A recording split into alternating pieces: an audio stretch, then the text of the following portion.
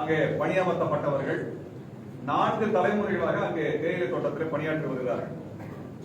வெள்ளையர் காலத்தில் தேயிலை தோட்டம் என்பது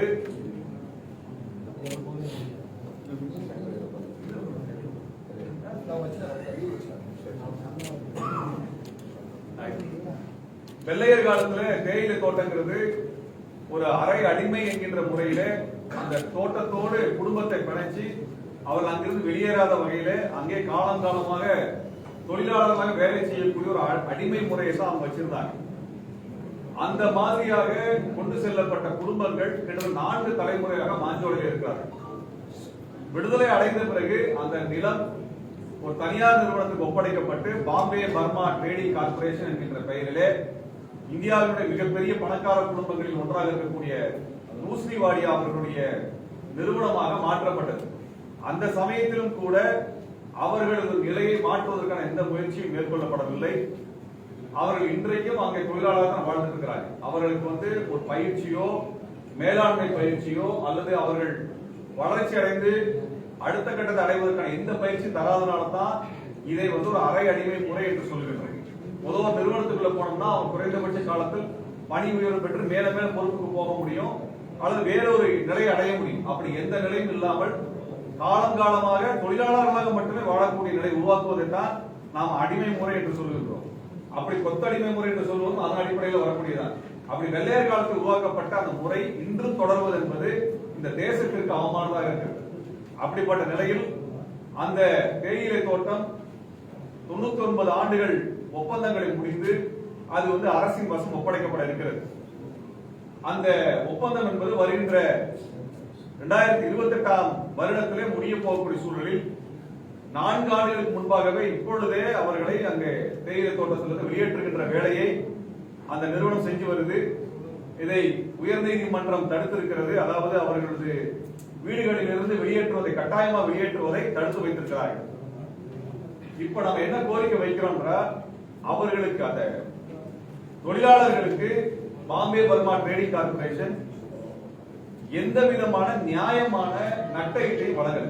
பொதுவாக ஒரு நிறுவனம் மூடப்படுவதனால் அந்த தொழிலாளர்களுக்கான முறையான நட்டஈடு வழங்கப்படும். ஆனால் இங்க நிறுவனத்தை மூடுகின்ற அந்த Bombay Burma trading corporation voluntary retirement லெட்டரை வாங்கிக்கிட்டு அந்த தொழிலாளர்களை வேலையை விட்டு அனுப்புகிறது. முதல்ல மூடப்படுகிற நிறுவனத்துக்கு எப்படி வாலண்டரி ரிட்டையர்மெண்ட் வருதுன்னு தெரியல. ஆனால் அந்த தொழிலாளர்களை ஏமாற்றி கையெழுத்து வாங்கி அவர்களை பாதி மிரட்டி அவர்களிடத்தில் வாலண்டரி ரிட்டையர்மெண்ட்டுக்காக அந்த ஒப்புதல் பெற்றிருக்கிறாங்க. அதை வைத்துக் கொண்டு வெளியேற்ற இது அடிப்படையில் குற்ற செயலாக தான் பார்க்க வேண்டும். இரண்டாவது, பொதுவாக இந்த மாதிரி நிறுவனம் மூடப்படுதுன்னா அவர்களுக்கு குறைந்தபட்சம் சமீபத்தில் 2 ஆண்டுகளுக்கு முன்பு சென்னையில் இருந்த போர்டு கம்பெனி கார் கம்பெனி மூடப்பட்ட போது அவர்களுக்கு கிட்டத்தட்ட 143 நாட்கள், ஒரு வருடத்தில் 143 நாட்கள் என்கின்ற விகிதத்தில் நட்டஈடு கொடுக்கப்பட்டது. எத்தனை வருஷம் வேலை செய்யறாங்க? 10 ஆண்டுகள் வேலை செய்தால் ஒரு வருடத்துக்கு 143 நாட்கள் என்று கணக்கிட்டு 1430 நாட்கள் 20 வருடம் அதுக்கு ஏற்ற மாதிரி போட்டு அவர்களுக்கு என்று ஒரு நட்டஈடு கொடுக்கப்பட்டது. அதனால அங்கே வேலை பார்த்த தொழிலாளர்கள் தங்களுக்கான தொழிலை அமைத்துக் கொண்டார்கள் அல்லது அவர்கள் வேற அவர்களுக்கான தேவை நிறைவேற்றாங்க.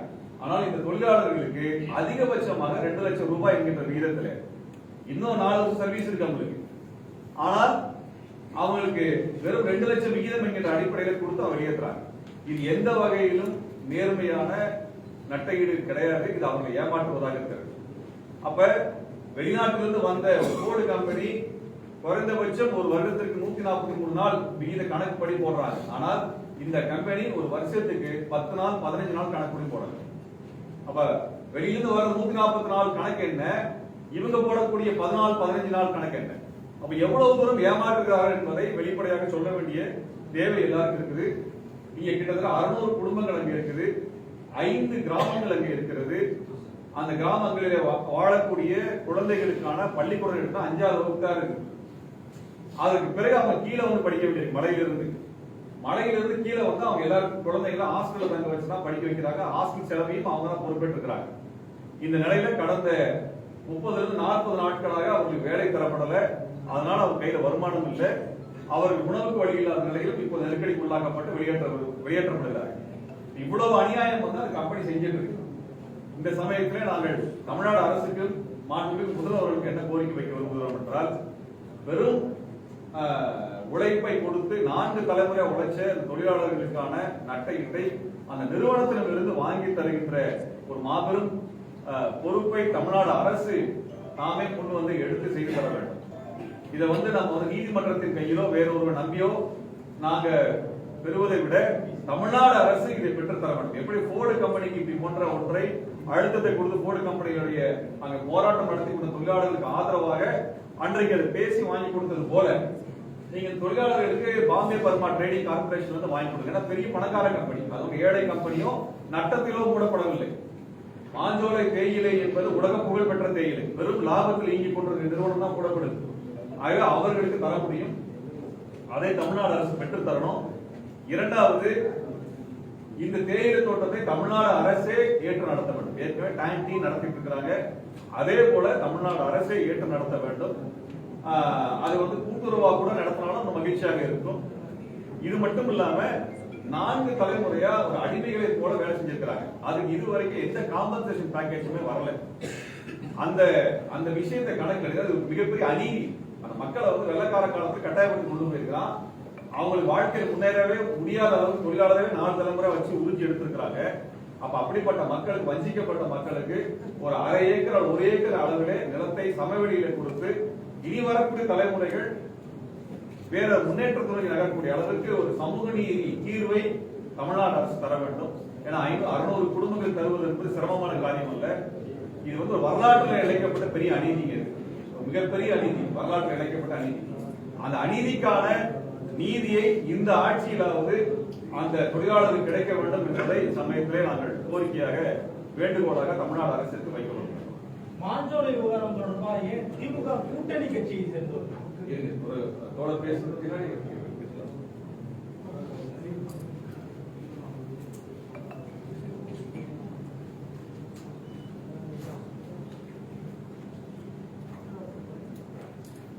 பாதிக்கப்பட்ட மாஞ்சோலை தொழிலாளர்களுக்கு உரிய நீதி வழங்க வேண்டும், அவர்களுக்கு பாதுகாப்பை உறுதிப்படுத்த வேண்டும் என்று தமிழ்நாடு அரசை அனைவரும் சேர்ந்து வலியுறுத்தினோம். பிரிட்டிஷ் ஆட்சி காலத்திலே போடப்பட்ட ஒப்பந்தம், ஒப்பந்த காலம் நிறைவடைந்த நிலையில் அந்த நிறுவனம் ஒப்பந்தத்தை முடித்துக் கொண்டு வெளியேறுவதில் ஆட்சேபனை இல்லை. ஆனால் அங்கே நிறுவப்பெற்ற தேயிலை தோட்டம், தேயிலை உற்பத்தி, அதற்கான கட்டமைப்பு வசதிகள் அப்படியே உள்ளன. ஆகவே அதனை இன்னொரு நிறுவனத்திடம் ஒப்படைக்கலாம், அல்லது இங்கே தோழர் திருமுருகன் காந்தி அவர்கள் சொன்னதை போல தமிழ்நாடு அரசே எடுத்து தொடர்ந்து தேயிலை உற்பத்தியை நடத்த வேண்டும். இதுதான் சரியான தீர்வாக இருக்க முடியும். மாறாக அங்கே தலைமுறையாக, கிட்டத்தட்ட 4 தலைமுறையாக இந்த மாஞ்சோலை தோட்டத்தை பண்படுத்தி செம்மைப்படுத்திய தொழிலாளர்களை வெறுங்கையோடு விரட்டி அடிப்பது ஏற்புடையதல்ல. இது பெரும் அநீதி, மாபெரும் சுரண்டல். ஆகவே தமிழ்நாடு அரசு உடனடியாக இதில் தீவிரமாக தலையிட வேண்டும். தொழிலாளர்களின் கோரிக்கைகளை கனிவோடு பரிசீலிக்க வேண்டும். தோழர் திருமுருகன் அவர்கள் சுட்டிக்காட்டியதைப் போல அந்த ஒப்பந்த நிறுவனத்திடம் அழுத்தம் கொடுத்து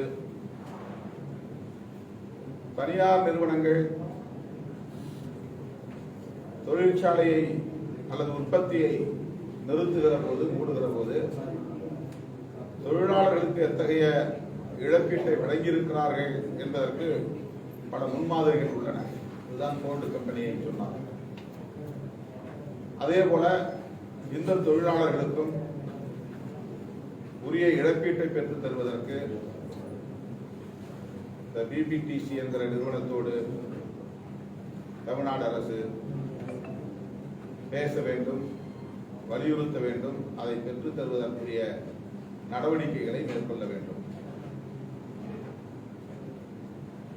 டான்டி மூலமாக இந்த மாஞ்சோலை தோட்டத்தை கையகப்படுத்தி தொடர்ந்து இந்த தொழிலாளர்கள் பணியாற்றுவதற்கு அங்கேயே தங்கியிருந்து பணியாற்றுவதற்குரிய வழிவகையை உருவாக்க வேண்டும். அவ்வளவு பெரிய எஸ்டாப்ளிஷ்மெண்ட், 8000 ஏக்கருக்கு மேலான பரப்பு, உலக புகழ்பெற்ற தேயிலை உற்பத்தி, அதில் இந்த மக்கள் சிந்திய வேர்வை, இந்த மக்கள் சிந்திய ரத்தம் இன்னும் காயாமல் உள்ளது. ஆகவே அந்த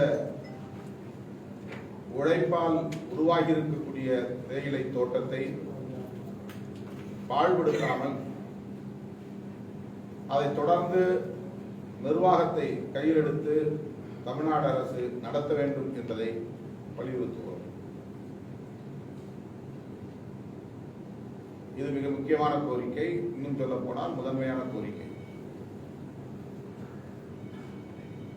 பிபிடிசியுடன் பேச்சுவார்த்தை நடத்தி வரும்போது மணி பேக்கேஜ் நிதி, இழப்பீட்டு நிதி என்று மட்டுமில்லாமல் அவர்களுக்கு வாழ்வாதாரத்தை உறுதிப்படுத்துவதற்கு சமவெளி பகுதியில் தலா 1/2 ஏக்கர் நிலம் அவர்கள் வீடு கட்டிக் கொள்வதற்கும் விவசாயம் செய்வதற்கும் ஏற்ற வகையில் பேச்சுவார்த்தை மூலம் பெற்றுத்தர வேண்டும் என்று வலியுறுத்துகிறோம். இந்த கோரிக்கைகள் பாதிக்கப்பட்ட தொழிலாளர்களின் நலன்களில் இருந்து முன்வைக்கப்படுகிறது. தமிழ்நாடு அரசு இதில் உடனடியாக தலையிட வேண்டும்,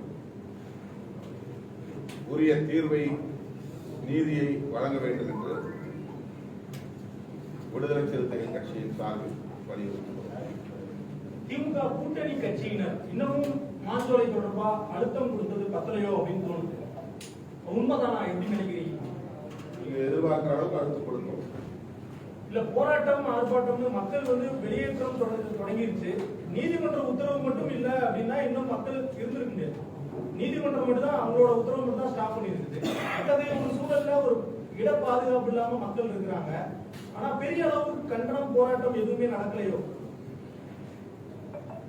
அரசின் கவனத்திற்கு கட்டாயமாக இதை எடுத்துச் செல்வோம், உரிய அழுத்தம் கொடுப்போம். சில புலிகள் காப்பகமா நீதிமன்றம் இந்த பகுதிகளை அறிவிச்சிருக்காங்க. அப்படி புலிகள் காப்பகமா நீதிமன்றம் அறிவித்த ஒரு இடத்துல பாத்தீங்கன்னா அது அரசுடைய கட்டுப்பாட்டுல தான் யாரும் வசிக்க முடியாது. அது 23 ஏக்கர் அளவில் தான். அது 8000 ஏக்கருக்கு மேலான பெரிய பரப்பு. அதுல வெறும் 23 ஏக்கர் பகுதியை தான் ரிசர்வ் ஃபாரஸ்ட் அறிவிச்சிருக்காங்க. அது ஒன்றும் பிரச்சனை இல்லை. தொழிலாளர்கள் அது ஒரு பிரச்சனை இருக்கிறது. தொழிலாளர்கள் கம்ப்ளைண்ட் பண்றதுக்காக கலெக்டர் ஆபீஸ்க்கு போய் கலெக்டர் கம்ப்ளைண்ட் பண்றாங்க. அவரு திருநெல்வேலி மாவட்ட ஆட்சியர் மாஞ்சோலை மக்களை அவமானப்படுத்துற மாதிரி நடந்துக்கிறாங்கன்னு சொல்லி வெளியில செய்தியாளர் சந்திப்புல அந்த மக்கள் வேதனையா தெரிவிக்கிறாங்க. இந்த விஷயத்த எங்களால அரசு கிட்ட கொண்டு போக முடியலன்னு சொல்றாங்க. இதை எப்படி பாக்குறீங்க? பியூரோக்ராட்டிக் எப்படி பாக்குறீங்க? அந்த மாதிரி நடந்துருந்தா அது கண்டனத்துக்குரியது. யார் பாதிக்கப்பட்டார்களோ அவர்கள் அதை புகார் மூலமாக தந்தால் நாம் உயர் அதிகாரிகளின் கவனத்திற்கு அல்லது முதலமைச்சரின் கவனத்திற்கு அரசு இது சம்பந்தமா இது வரைக்கும் விவகாரம் நாட்கள் ஆயிடுச்சு. ஆனா அரசு தரப்புல இதுல சொந்தமா எதுவுமே சொல்ல முடியாது. அதனாலதான் இந்த பிரஸ் மீட் போடுறோம். அதிகாரிகிட்ட போறதுக்கு முன்னாடி, முதலமைச்சர் பார்க்கறதுக்கு முன்னாடி ஊடகங்களை சந்தித்து இதை மக்கள் மயப்படுத்த வேண்டும், மக்களின் பார்வைக்கு கொண்டு செல்ல வேண்டும் என்ற ஒரு நல்லெண்ணத்தின் அடிப்படையில் தான் இந்த ஊடகவியலாளர் சந்திப்பு நடக்கிறது. மாஞ்சோலை தொழிலாளர்களும் இங்கே உடன் இருக்கிறார்கள். மதுரை உயர்நீதிமன்ற கிளையே வலியுறுத்தியிருக்கு, அந்த மக்களுக்கு மறுவாழ்வு செய்யணும், அப்படி இல்லைன்னா அந்த தேயிலை தோட்டத்தை அரசே ஏற்று நடத்தணும் அப்படின்னு சொல்லியிருக்காங்க.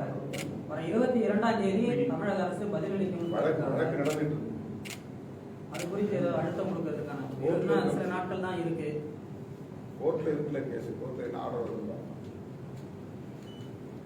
தொழிலாளர்கள் யாராவது 2019 ஏற்கனவே அவங்களுக்கு ஒரு பட்டா கொடுத்திருந்தாங்க. கீழே மணிமுத்தாறுல வந்து 110 குடும்பத்துக்கு கொடுத்திருந்தாங்க. ஆனா அந்த பட்டாவை வந்து ஒரு குறிப்பிட்ட ஆசிரமத்தை சேர்ந்தவங்க மனைப்பட்டாவா நிலப்பட்டாவா? மணிப்பட்டா. அவங்க மாஜோலையில் வந்தவங்க ரெப்ரசன்டேட்டிவ் நீங்க கேட்டாலும் ஏற்கனவே அவங்க பணி முடிந்து அது கொடுத்த பட்டாவை ஆக்கிரமிச்சிருக்காங்க. இலவச பட்டா வச்சுருக்கவங்களுக்கு கொடுத்தாங்க. பட்டாவை கொடுத்து அவங்களுக்கு இடத்தை வரைக்கும் யாருக்கும் நல்ல நாங்க நேரில் போய் பார்க்கும்போது அது தெரிஞ்சது. பட்டா கையில வச்சிருக்காங்க, நிலம் தெரியல அவங்களுக்கு. அந்த இடத்த நாங்க நேரில் போய் ஐடென்டிஃபை பண்ணி பார்க்கும்போது ஒரு பர்டிகுலரா ஒரு ஆசிரமம் ஆக்கிரமிச்சு வச்சிருக்காங்க. 3.5 ஏக்கர் நிலம் சுத்தி ஆக்கிரமிச்சு வச்சிருக்காங்க. அதுல மொத்தமா 106 மாஞ்சோலை ஊத்து காக்காட்சியில் உள்ள மக்களுக்கான நிலம் இருக்குது. ஆனா இன்னமும் அதை ஐடென்டிஃபை பண்ணதில்லை. இது சம்பந்தமா தாசில்தார்கிட்ட பேசணும்னா எந்த ரெஸ்பாண்டும் பண்ண மாட்டேங்கிறாரு. 3 வருஷம் ஆனதுனால காலாவதி ஆயிடுச்சுன்னு சொல்றாங்க. எப்படி பாக்குறீங்க? அது நிறைய இடங்கள்ல அந்த மாதிரி வந்து பட்டா கொடுத்து நிலம் அளந்து கொடுக்காம போனா அது காலாவதி ஆயிடுச்சுன்னு சொல்லிட்டு மறுபடியும் அந்த லேண்ட் எடுத்துக்கிற ஒரு நடைமுறை இருக்கு. அது இந்த சட்டமன்றத்தில் கூட விவாதிக்கப்பட்டது. மறுபடியும் நம்ம முயற்சி பண்ணி இந்த நிலைமை எடுத்து சொன்னாங்க அதை திரும்ப அதே நபர்களுக்கான இடமா அதை ஐடென்டிஃபை பண்ணி கொடுப்பாங்க. அது வந்து அது மாதிரி சில இடங்கள்ல தருமபுரியில் கூட நடக்குது, கிருஷ்ணகிரியில் நடக்குது.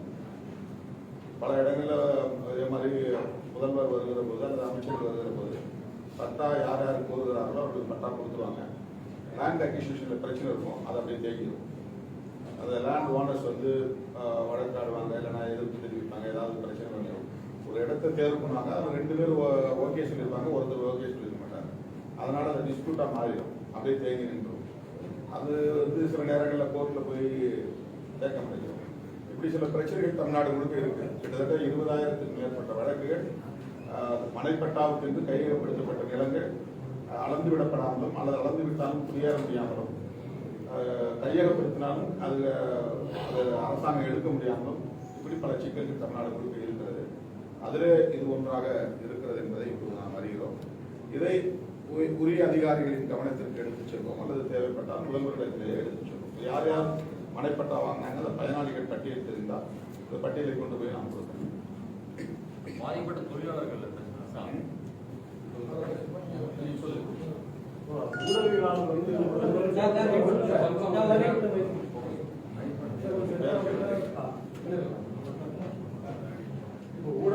வந்து தொழிலாளர்கள் சார்பாக பத்திரிகைகளில் அமலப்படுத்த வேண்டிய ஒரு மோசடியை கூட இருக்கு. ஒண்ணு என்னன்னா, இது வந்து விஆர்எஸ் பேக்கேஜ். அவங்க வந்து தொழிலாளருடைய இக்னரன்ஸை பயன்படுத்தி, அறியாமையை பயன்படுத்தி நிறுவனம் அறிவித்திருக்கிற விஆர்எஸ் பேக்கேஜ்.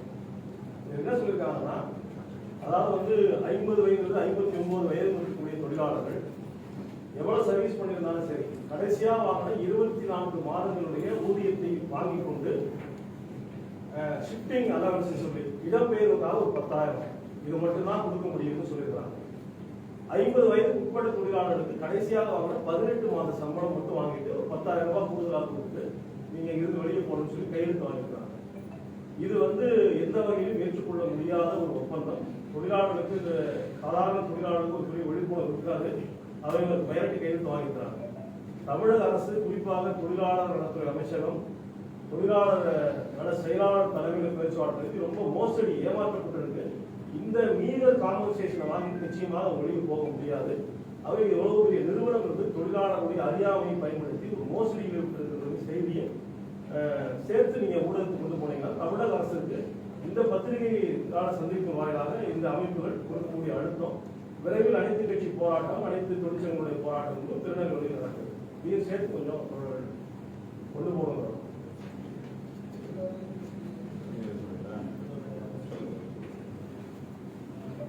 ஊடக நண்பர்களுக்கு என்னுடைய வணக்கங்கள். மாஞ்சோலை தோட்ட தொழிலாளர்கள் நீங்க மேலே போய் பார்த்தீங்கன்னா அந்த பகுதி சாலையிலே இல்லாத ஒரு பகுதியாக இருக்குது. மக்கள் வந்து ஒரு நாளைக்கு ஒரு தடவை தான் போயிட்டு வரலாம். பெண்கள் மாசத்துக்கு ஒரு முறையோ இல்லை வருடத்துக்கு ஒரு முறையோ வெளியே போகிற ஒரு சூழல் தான் இருக்குது. இதை நம்ம மனசு வந்து இதுக்கு முன்னாடி அரசின் பார்வைக்கு இது போனதோ போகலையோ பல்வேறு காரணங்கள் இருந்திருக்கலாம். ஆனால் இன்னைக்கு இதை அரசோட கவனத்துக்கும் மக்களோட பார்வைக்கும் நமக்கு கொண்டு போக ஒரு தேவைகள் ஒன்று இருக்கு. அதனால தான் தோழர் திருமுருகன் காந்தி அவர்களை நான் நேரடியாகவே அந்த பகுதிக்கு அழைச்சிட்டு போனேன். அந்த மக்கள் அழுகாத ஒரு நபர் கூட இல்லை, ஆண்களும் கண்ணீர் சிந்துற ஒரு நிலைமை தமிழகத்தில் வந்திருக்குது. அப்போ இதில் வந்து நம்ம அரசியலாக இதை பார்க்காம ஒரு மக்களோட வாழ்வாதார பிரச்சனை நினைச்சு ஊடக நண்பர்கள் எல்லாம் நீங்களும் உங்களோட பங்குக்கு இது தமிழக அரசோட பார்வைக்கு கொண்டு போகணும்னு சொல்லி அந்த ஏழை மக்களின் சார்பாக உங்களோட கேட்டுக்கொள்கிறேன்.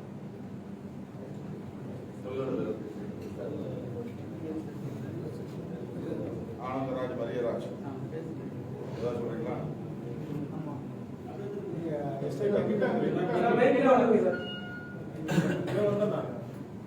அரசு எடுத்து நடத்தணும்.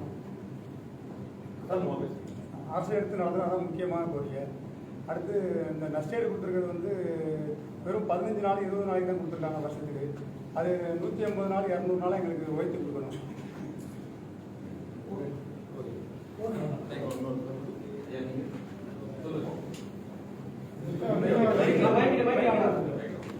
கம்பெனி கொடுத்துருக்க நிலக்கீடு வந்து காணாது. 2 லட்சத்தை வச்சு ஒரு சில இடம் கூட எங்களால் வாங்க முடியாது. இதை வந்து முதலமைச்சர் கவனத்தில் நாங்கள் கொண்டு வரணும். இதில் கூட சரியான ஒரு தீர்வு காண்பி எங்களுக்கு நல்ல ஒரு வழிகாட்டணும்னு நாங்கள் அரசுகிட்ட வேண்டியிருக்கோம்.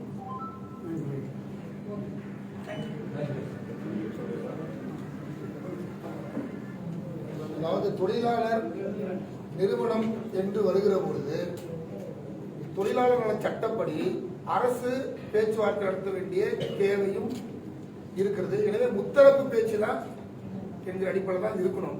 இருதரப்பு பேச்சாக இருப்பது என்பது ஏற்றுக்கொள்ள முடியாதது.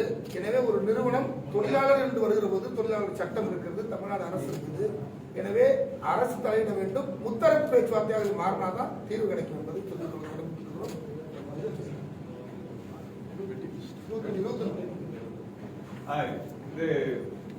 இந்த கோரிக்கைகளை வலியுறுத்தி அனைத்து கட்சிகளினுடைய பொறுப்பாளர்கள் பங்கேற்கக்கூடிய மாஞ்சோலை தேயிலை தோட்ட தொழிலாளர்களுடைய வாழ்வுரிமை மாநாடு வருகின்ற ஞாயிற்றுக்கிழமை 21ஆம் தேதி ஜூலை மாதத்தில் திருநெல்வேலியிலே ஒரு மாநாடாக நாங்கள் நடத்துகின்றோம். அனைத்து கட்சியினுடைய பொறுப்பாளர்கள் பங்கெடுக்கிறாங்க. இது மக்களுடைய கவனத்திற்கு மட்டுமல்ல, அரசின் கவனத்திற்கு செல்ல வேண்டும் என்பதற்காக இந்த மாநாடு ஒருங்கிணைக்கப்பட்டிருக்கிறது. மேற்பதனால் இயக்கம் இதை ஒருங்கிணைக்கிறது. அனைத்து கட்சியினுடைய ஜனநாயக அமைப்புகளினுடைய பொறுப்பாளர்கள் இந்த ஜூலை 21ஆம் தேதி மாநாட்டிலே பங்கேற்கிறார்கள். இந்த மாநாட்டிற்கும் நீங்கள் ஆதரவு தெரிவித்து அதன் மூலமாக 4 தலைமுறையாக வெள்ளையர் காலத்திலிருந்து சுரண்டப்பட்ட ஒரு மக்களுக்கான நீதி கிடைப்பதிலே நாம் அனைவரும் ஒன்றாக கைகோர்த்து நிற்க வேண்டும் என்பதை சமயத்திலே நாங்கள் வேண்டுகோளாக முன்வைக்கிறோம்.